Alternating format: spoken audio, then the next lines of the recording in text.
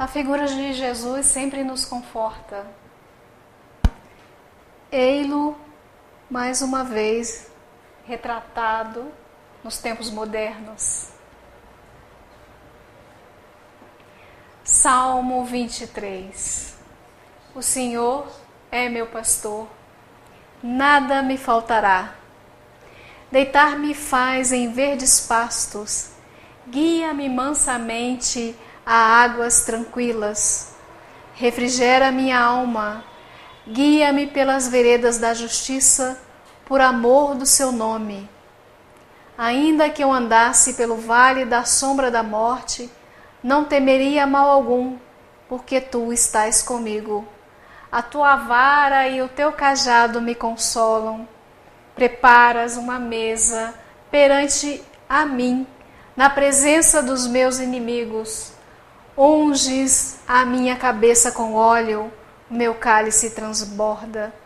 Certamente que a bondade e a misericórdia divina me seguirão todos os dias da minha vida, e habitarei na casa do Senhor por longos dias. O Salmo 23 é o mais conhecido de toda a humanidade. Eventualmente nós buscamos o consolo e o amparo nesse salmo. Os salmos são ditos o coração do Velho Testamento. Salmo é uma figura de poesia. Ele significa louvor. Existe um programa chamado Evidências, cujo locutor se chama Rodrigo Silva. E nós fomos buscar nesse programa, chamado Salmo 23, a História, uma parte do nosso embasamento para o estudo da noite de hoje. Rodrigo começa contando que certa vez uma estação de rádio resolveu fazer um concurso. E as pessoas deveriam buscar o tema para o concurso. E o tema que venceu foi o Salmo 23.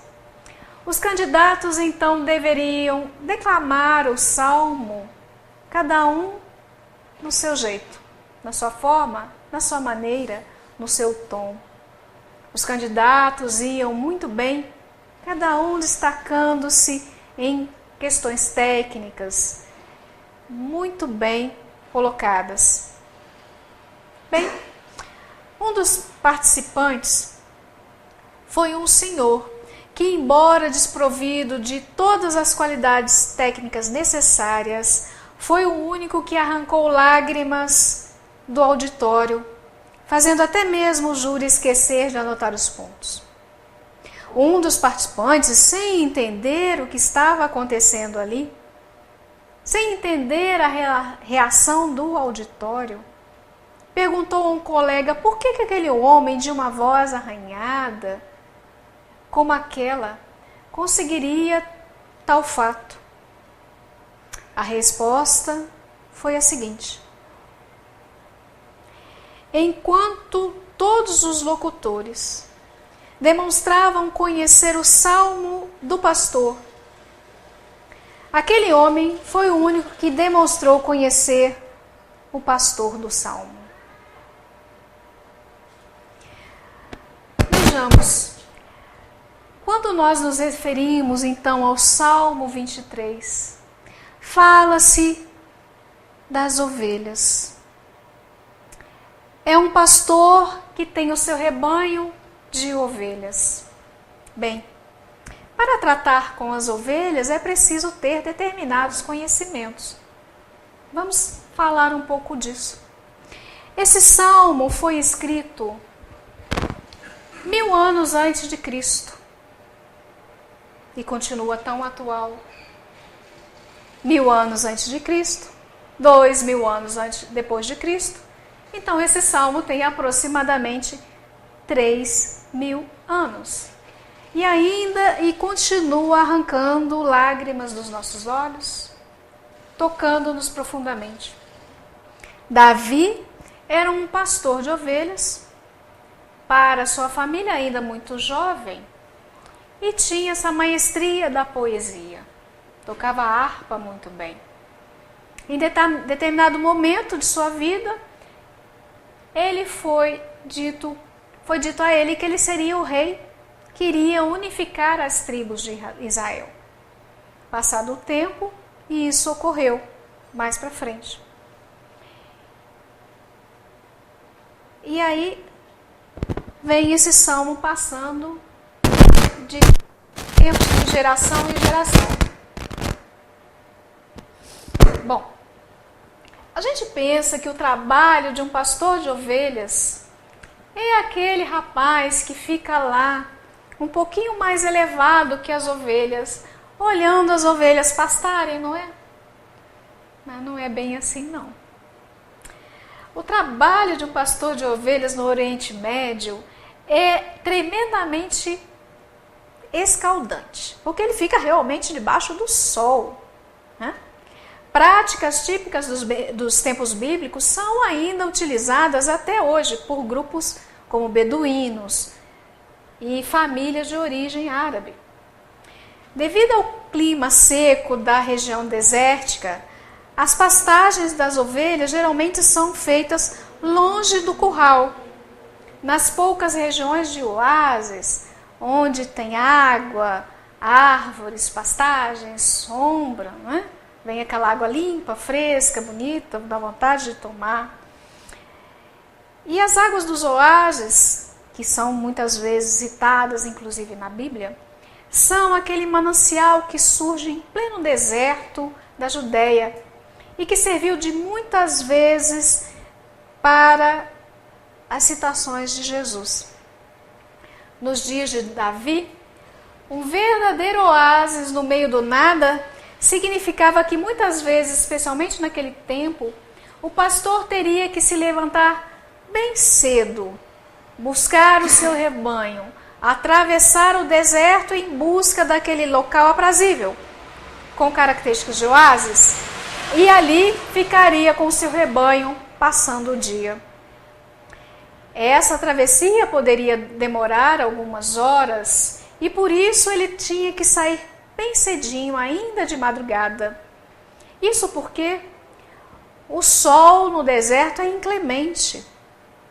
Então, ele não poderia colocar as suas ovelhas em risco para ficar debaixo daquele sol escaldante. Então, nós tínhamos o curral e o oásis. E entre um e outro, o deserto. O deserto. Devido à sua natureza coletiva, as ovelhas não se dão bem em criações de confinamento. Elas vivem melhor em rebanhos, junto à companhia de outras ovelhas. Atravessar o deserto com esses animais não era tarefa fácil, porque as ovelhas tinham dificuldade nesse processo de travessia. As ovelhas são animais com peso médio, quando adultas, em 50 quilos. E elas fornecem de 4 a 5 quilos a cada vez que são tosquiadas. Mas aí existe o pastor. É comum ver no Oriente Médio 2 pessoas cuidando de um rebanho. Às vezes um jovem e uma mocinha, às vezes um jovem e um ancião, às vezes 2 jovens, às vezes um jovem e uma criança. E o motivo para esse comportamento é que a ovelha geralmente não aceita muito bem a troca de proprietário. Ela se acostuma tanto com o seu pastor que ela fica deprimida se ele lhe falta. Ela, inclusive, recusa água e alimento. Então, é por isso que é costume que tenha 2, porque na falta de um, eventualmente ou definitivamente, as ovelhas já se acostumaram, já se adaptaram com esse novo. Então, a estratégia de colocar um segundo pastor à frente do rebanho, nesse caso, é para que elas já estariam acostumadas com o novo pastor e assim não sentiriam falta do que já vinha há mais tempo com elas. Bem, a relação entre o pastor e as ovelhas é bem mais forte, então, do que a gente pode imaginar.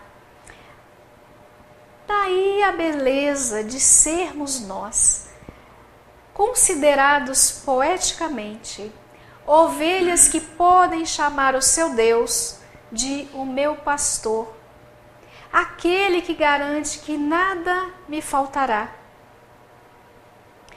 Uma breve análise da língua hebraica, o idioma deste salmo, nos revela uma interessante surpresa quando o texto original diz Adonai Yahvé. Ele está usando um título para Deus. É um pronome de tratamento, uma forma de chamá-lo respeitosamente. Quando esse texto original dizia, então, Adonai Yahvé. Era comum, e ainda é, chamar Deus de uma forma extremamente respeitosa. Inclusive existe aquele termo, né? Não usareis o nome de vosso Deus em vão. E quando a gente fala muito a mesma coisa, a gente acaba gastando aquela coisa e aquilo não tem mais efeito. Então o nome de Deus era dito de uma forma de reverência profunda. Então, o Senhor é meu pastor e o complemento nada me faltará, na verdade não tem muito bem esse sentido de nada me faltará, né? Porque parece que tudo que eu quiser pedir para Deus, Ele vai me dar, Ele vai me prover de todas as coisas, e não é bem assim. Esse de nada terei falta, ainda que eu não tenha tudo, aí já se aproxima. Esse nada me faltará, na verdade, é porque quando se traduz do hebraico para o português, foi a palavra mais próxima que descobriram, que acharam à época da tradução, que acho que é da Bíblia de Jerusalém. Mas o mais ideal hoje em dia, já analisando a língua hebraica, transcrevendo para o português, é não me faltará. Então, o Senhor é o meu pastor, não me faltará. O Salmo 23 é conhecido como a oração da confiança. O Senhor é meu pastor e eu confio que Ele não me faltará nos momentos difíceis da minha vida. Por isso, essa ideia do não me faltará fica mais adequada ao primeiro versículo do Salmo 23. Outra coisa bastante marcante nas ovelhas, de um modo geral, é o seu medo. Elas praticamente não possuem elementos naturais de defesa. Elas não têm garras, elas não têm dentes afiados, elas não são animais venenosos. Então, elas não têm mecanismos de defesa diante de um ataque de um predador. Então, elas desenvolveram o medo como um mecanismo de defesa. Ela não vai se embrenhar em qualquer lugar porque ela tem medo, né? Isso pode ser uma ajuda para determinadas questões, mas pode ser muito prejudicial em outras questões, né? Elas têm medo de praticamente qualquer coisa e, em alguns casos, inclusive do seu próprio reflexo na água. O barulho da correnteza também pode assustá-las. E é por isso que após a estafante travessia pelo deserto, o pastor deve conduzi-las às águas de descanso. Ali. Isto é, as águas que descansam e ao mesmo tempo águas que sejam tranquilas, para não assustá-las a ponto de impedir que assim morram de sede. Imagine um tipo de animal que mesmo diante de uma nascente de água, morre de sede apenas porque tem medo. Parece com quem, hein? conosco, né? Pois esse é um comportamento muito semelhante a todos nós, que exatamente e semelhante aos nossos medos, né? Afinal de contas, quantas pessoas perdem oportunidade de amar apenas porque tem medo? Medo de amar, medo de servir, medo de se arriscar diante de Deus. Somos como as ovelhas, ovelhas sedentas, porém medrosas. Nós nos tornamos infelizes de tanto querermos ser felizes, mas o medo nos impede. Certo beduíno explicou que em algumas ocasiões o pastor tem que pegar a água com as próprias mãos e levar até a ovelha, dar-lhe de beber, para que ela não morra de sede. Isso ainda aumenta ainda mais esse sentido do pastor aplicado a Deus, quando é dito que ele nos leva às águas tranquilas e refrigera a nossa alma. Mesmo em meio aos infernos existenciais, mesmo diante de nossos temores. Imagine só aquela aparente monotonia de uma vida de atividade pastoril do Oriente Médio naquele tempo. Como nós podemos ver nesses tipos palestinos, a sua tarefa é vigiar as ovelhas, não deixando que nenhum mal lhe aconteça e cuidando para que não passem necessidade.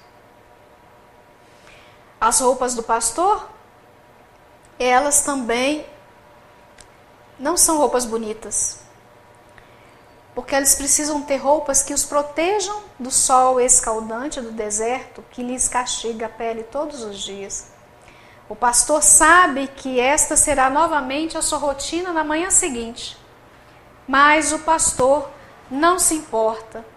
Ele gosta do que ele faz, ele ama o seu rebanho.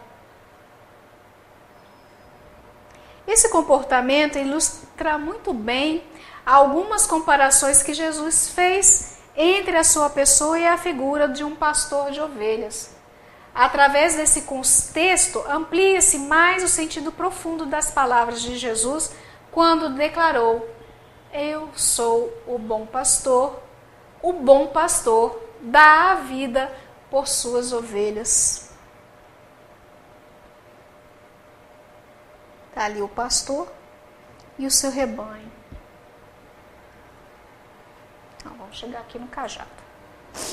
Jesus com certeza conviveu com muitos pastores de ovelhas, porque aquela sociedade era predominantemente pastoril e artesã. O povo, então, que o ouvia, compreendeu de modo bem claro essa comparação que ele fez ao equiparar o seu amor pela humanidade com o de um pastor pelo seu rebanho. Chega finalmente, então, a tardezinha e o pastor tem que pegar o seu rebanho que está lá nas pastagens, no oásis, e voltar com elas para o curral. O ideal é sair no momento em que o sol já não esteja mais tão escaldante, tomando o cuidado para não pegar aquele frio da noite que vai adentrando no deserto, que aí as temperaturas caem absurdamente. Foi talvez imaginando esse caminho de volta ao aprisco que Davi compôs: ele me guia pelas veredas da justiça por amor de seu nome. Isso quer dizer que ele me leva por caminhos retos, não tortuosos, e com ele estamos seguros de estar voltando para casa, estar de volta para lá. Novamente é a confiança. Mas o texto também abre espaço para a possibilidade de provações ao longo do caminho. Em outras palavras, a companhia do bom pastor oferece conforto e segurança, embora não garanta uma paisagem constantemente tranquila. porque existe a possibilidade de andar pelo vale da sombra da morte.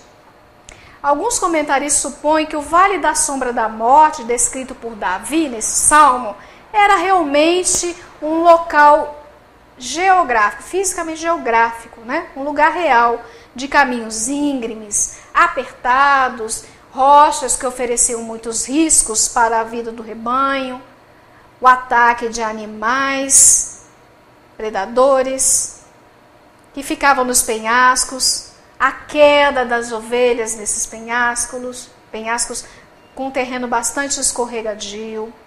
Por isso o nome Vale da Sombra da Morte, isto é, os vales em que há constante risco de vida. Mas esse trajeto é inevitável para poder voltar. Então, é necessário enfrentá-lo. E como fazer com que animais tão medrosos como as ovelhas atravessassem uma região tão difícil e tão perigosa como aquela? Alguns pastores desenvolveram uma técnica de adestramento muito interessante. Eles cantavam ou tocavam algum instrumento para que as ovelhas, ao som de sua voz, se acalmassem. Elas então formavam uma fila, uma após a outra, chamada fila indiana, e através do lugar perigoso, elas reconheciam a voz do pastor e as fazia lembrar da segurança. E então elas caminhavam por aqueles vales sombrios. E Jesus disse certa vez: as minhas ovelhas ouvem a minha voz e me seguem. E se a ovelha caísse, como o pastor poderia resgatá-la? Aí entra o cajado. O cajado, ele tinha 3 funções. Ele servia de bastão, que aí está lá no Salmo, o teu cajado, a tua vara e o teu cajado. Então, cajado normalmente era usado para tocar o rebanho. Ovelhinha, você saiu daí, vem para cá. Chegava ela para junto do rebanho, né? Que a ovelhinha queria pastar onde tivesse uma pastagem bonitinha, aí ela ia lá e a outra ia seguindo, né? E como se diz, né? Um cego guiando outro cego cai no abismo. Aí caíam 2, 3, 4, né? O pastor tinha que estar sempre atento, porque não é fácil essa vida de pastor, né? Nada fácil essa vida de pastor. Ele tem que estar sempre atento para que as ovelhas não se percam ao longo da jornada. Então o cajado, ele era usado para tocar esse rebanho desta forma, né? Ele trazia as ovelhinhas que estavam fugindo do rebanho com a sua função de vara, quer dizer, a outra parte ali, a parte de baixo do cajado. E aí ele tocava aquela ovelhinha desobediente para ela voltar para junto das outras, para junto do grupo. E muitas ovelhas, elas caíam em buracos de difícil acesso. E aí o pastor tinha que ir lá e buscá-la. Aí, quando o braço do pastor não alcançava a ovelha no precipício, o que ele fazia? Ele puxava a ovelha com o outro lado, né, da vara, que é o lado do cajado, a ponta curva. Ele buscava a ovelha lá do outro lado do cajado. Ele buscava ela. E se ela estivesse ferida, ele pegava aquela ovelhinha de 50 quilos e colocava aos ombros e carregava. Então, o pastor pescava a sua ovelha. Pescava a sua ovelha. E a ponta também do cajado, muitas vezes, escondia um dispositivo que era uma pequena lança. Então, se viesse algum animal predador, ele tinha ali também o poder de afastar aquele animal predador. Então, o cajado é um instrumento muito especial. Tinha também o estilingue que o pastor usava, né, para poder afugentar algum animal, algum predador. Como você vê, esse instrumento então tinha a proteção de lança, salvadora, o cajado, que buscava as ovelhas, e disciplinar, que era o lado do bastão. E aí o mesmo Deus, pastor, acolhe, protege e direciona aqueles a quem ama, para que eles não sofram, para que nós não soframos. Mas sim, permite muitas vezes para que essa dor possa nos aprimorar, nos ensina em certos momentos o que de outra forma não conseguiríamos aprender. Ele permite muitas vezes isso, né? E essa finalidade é uma finalidade muito dinâmica. E aí, depois disso tudo, depois dessa travessia de volta do oásis para o curral, eis que as ovelhas chegam no aprisco, né? Que é o curral, que é a casa, que é o lar. Chegam no aprisco. E elas parecem saber que estão chegando em casa, que o deserto ficou para trás. Aí o pastor costuma fazer uma última recontagem para ver se nenhuma ficou para trás. É necessário fazer essa contagem diversas vezes.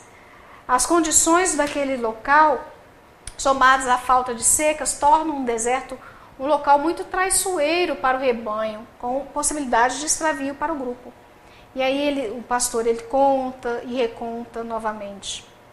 E então vamos nos lembrar da parábola do bom pastor, que deixa as ovelhas no aprisco, no local seguro, no local aprazível, e volta para buscar a ovelha desgarrada.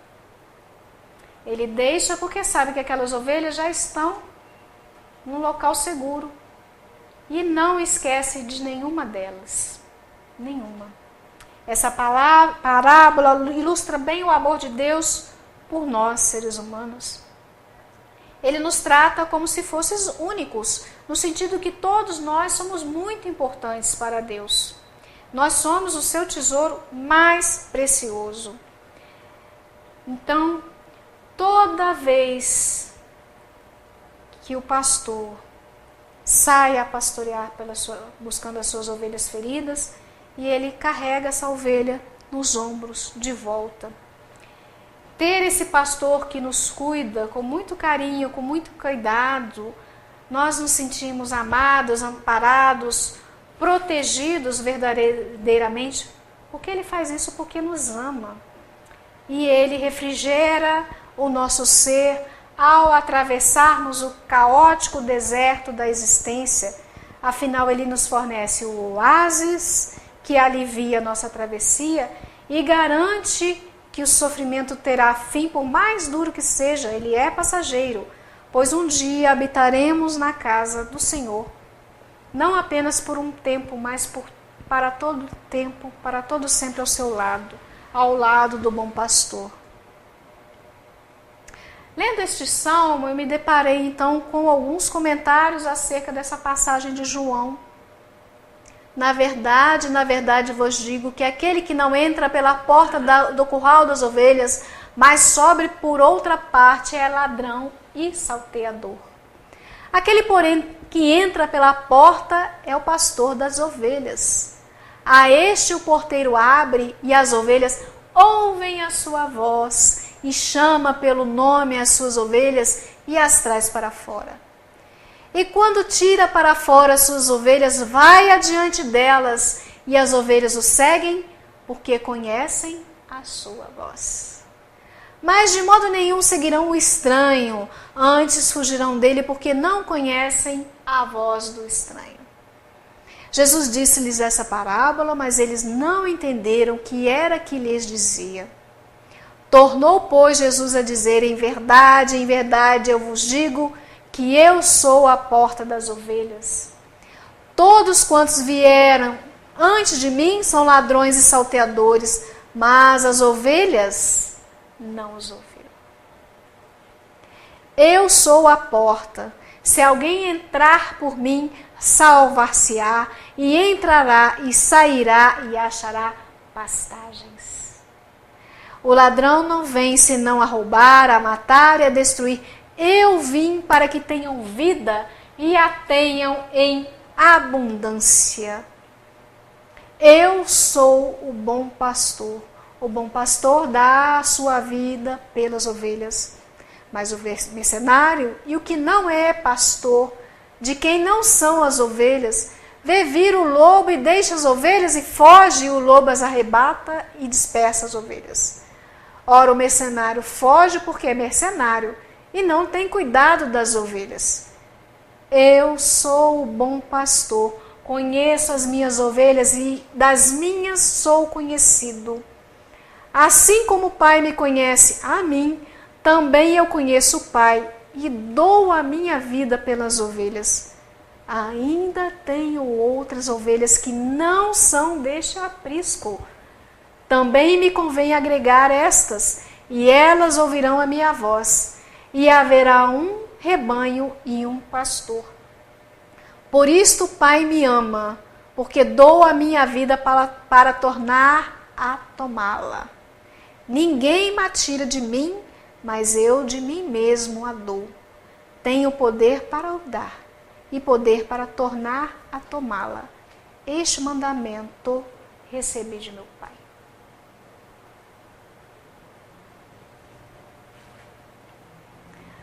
Buscando ainda alguns recursos para trazer o Salmo 23 numa visão espírita, nos deparamos com um trabalho de um senhor, em que ele faz analisando as questões bíblicas. O seu nome é Severino Celestino. Analisando as traduções bíblicas, ele vai trazer para nós algumas interpretações acerca do Salmo 23. E também uma senhora de nome Denise Lino, que também nos abrilhantou e fomos pegando alguns trechos desses estudos para trazermos hoje aqui. Salmo 23, a oração da confiança. Na cultura judaica, como nós já falamos, é um gênero literário, é a poesia, é o louvor, é uma prece de louvor, é uma prece de gratidão, este salmo. Os salmos. O Salmo 23 traz muita coisa. O Senhor é meu pastor, nada me faltará. Como dissemos um pouco antes, essa tradução mais adequada à expressão Senhor seria, na expressão judaica, Yahvé, que é uma designação para referir-se a Deus, ao Altíssimo, um sentido de muita reverência. E na sequência, como já falamos, aquela tradução nada me faltará, o melhor é não me faltará. O Senhor é meu pastor, Ele não me faltará. E aí nós encontramos então essa relação de confiança. O Senhor é meu pastor, nele eu confio. Eu confio agora e eu confio nas coisas para o futuro. Isso também nos faz lembrar a oração do Pai Nosso, bem no seu iniciozinho. Pai Nosso, ele diz que ele é Pai de todos nós na oração. Somos todos filhos. Deus é meu pastor e Ele não me faltará. Essa expressão é aquele que cuida, é aquele que protege, é aquele que também provê as nossas necessidades. Então toda essa confiança vai nos trazer, deitar-me faz em verdes pastos, guia-me mansamente a águas tranquilas. Então no nível simbólico, o pastor vai conduzir aquele que está na aridez da vida, nas dificuldades do deserto, das experiências psicológicas, para as verdes pastagens da superação, para o momento de descanso, para o fechamento dos ciclos de provação, para o encerramento das fases de conflito na substituição dos comportamentos ou dos condicionantes emocionais desarmonizados por aqueles que são exatamente o remédio por estarem harmonizados. Essa é Denise Lima. E aí encontramos então a nossa necessidade da reencarnação. Guia-me mansamente a águas tranquilas. Como assim? Bem, quando nós encontramos Jesus a conversar com Nicodemos, como é possível um homem como ele, Nicodemos, voltar ao ventre de sua mãe? E Jesus responde que era preciso nascer da água e do Espírito. Então a água é o que faz com que a vida volte ao corpo físico.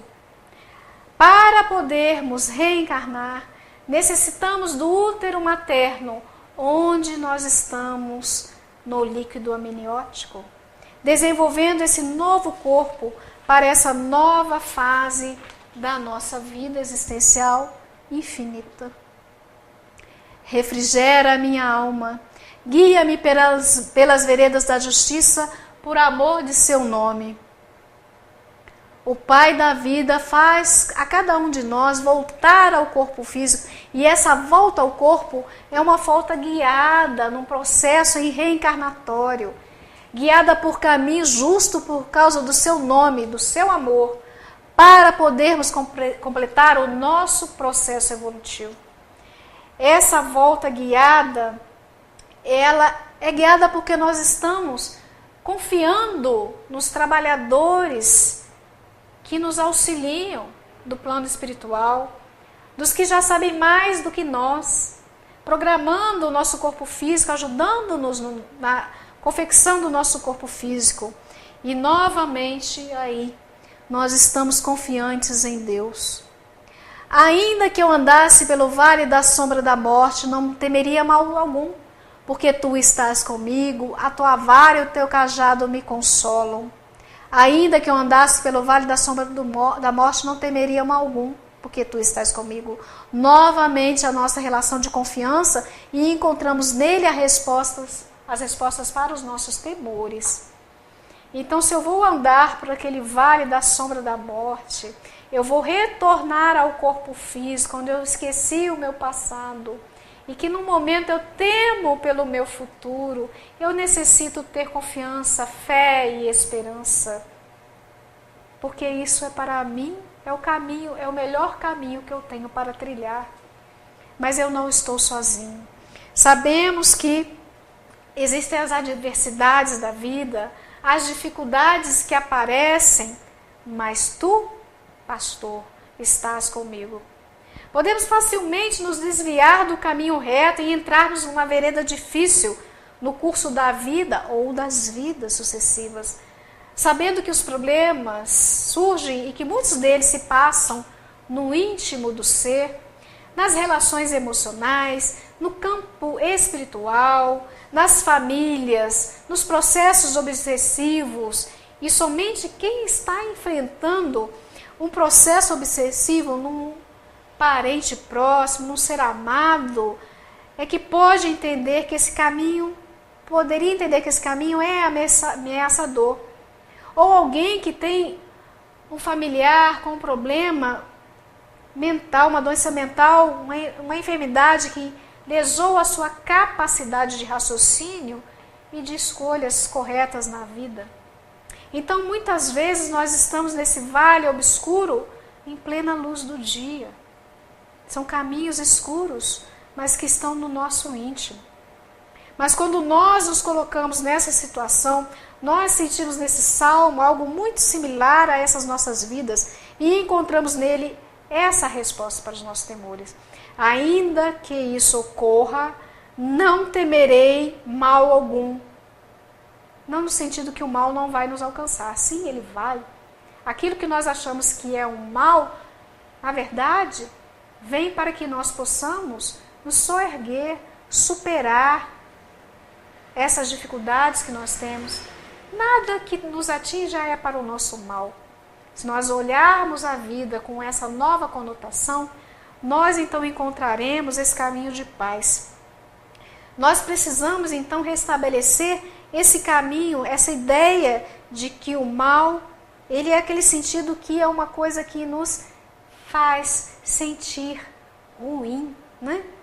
Mas não é uma relação punitiva, é uma relação para o nosso crescimento. Tu estás comigo, o teu bastão, isso aqui eu já falei. Volta aqui. Tua vara e o teu cajado me consolam. Vai tocá-los, vai suavemente conduzir ao aprisco do conforto e da segurança. Nós vamos encontrar no livro Primícias do Reino, de Amélia Rodrigues, no seu capítulo 3, o excelso canto. Ela nos fala assim: a montanha, em sua grandeza especial, é também um símbolo. O filho do homem que desce a nós, homens, vencendo as dificuldades do mergulho no abismo, e do homem, Jesus, que sobe, conduzindo os homens por sobre escarpas lacerantes até o seio de Deus. A montanha, galgar, subir a montanha pode significar vencer os óbices que perturbam o avanço da jornada evolutiva. Descer, deixar o monte é não considerar o empecilho, refazer o caminho, alongar as mãos em direção dos que ficaram tolhidos na retaguarda. É muito áspera a descida aos homens para erguê-los a Deus. Perder-se entre as querelas humanas para encontrar espíritos em perturbação na noite das necessidades aparentes e resplandecer em madrugada sublime, guiando-os por sobre os escombros da véspera, a fim de subirem até o planalto onde brilha permanente o sol do claro e demorado dia. Descer sem decair. Esquecer-se e vir até os que debatem nas questiúnculas, que vitalizam com desconforto emocional e sofreguidão. Dar-se, integrar-se, de tal modo que seja comum a todos, mas a nenhum igual. Este é o díptico. Subir, descer. Subir sem abandonar a baixada. E descer sem esquecer os cimos.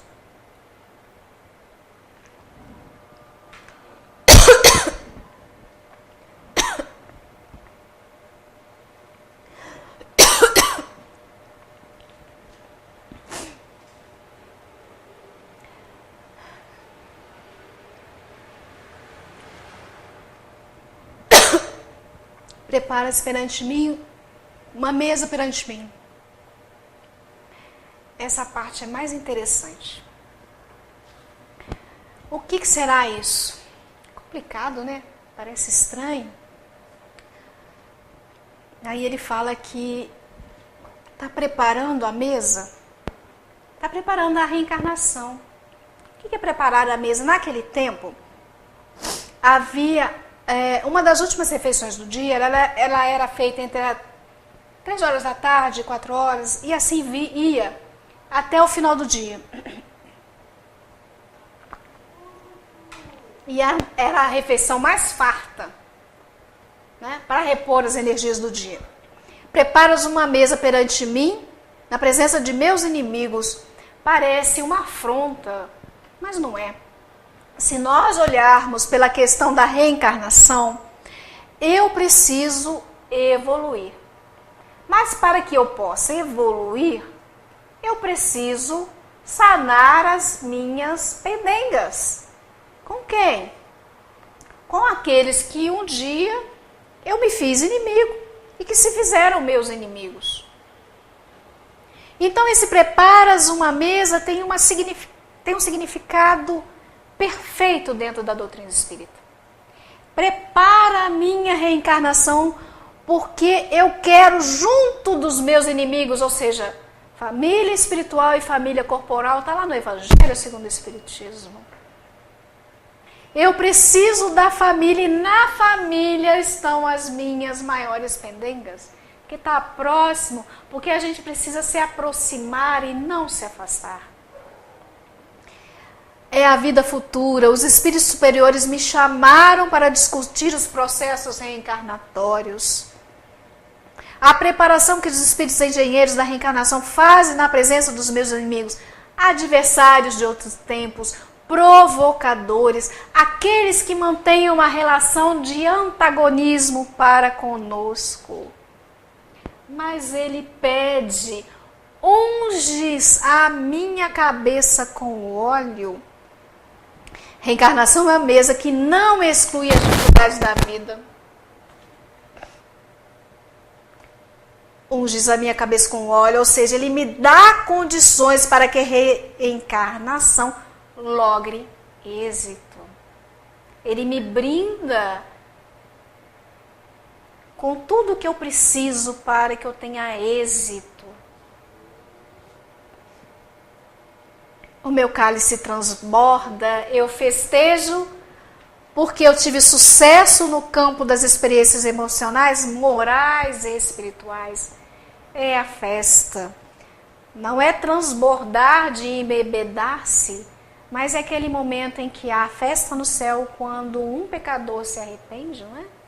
É o momento de festa, é o momento de paz, de louvor a Deus. Muito obrigada pela oportunidade. E por isso o cálice transbordará. Bem-aventurados sois vós, quando vos injuriarem e perseguirem, mentindo, falarem todo mal contra vós por minha causa. Porque aquele que ouve a voz do pastor o segue. Exultai e alegrai-vos, porque grande é o vosso galardão nos céus, porque assim perseguiram os profetas que vieram antes de nós.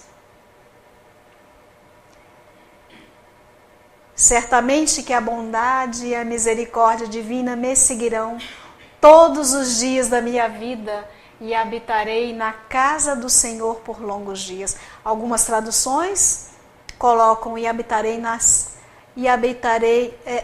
todos os dias das minhas vidas. Certamente que a bondade e a misericórdia divina me seguirão todos os dias na minha vida. Bem-aventurados e misericordiosos, porque eles alcançarão misericórdia. E aí, nesse fecho, são as vidas sucessivas, as reencarnações, porque eu habitarei a casa do Senhor por longos dias. Bem-aventurados pobres de espírito, porque deles é o reino dos céus. Se tudo que vinha antes era a confiança profunda, o final, a certeza reencarnatória e aquela noção de Deus soberanamente justo e bom para com todos.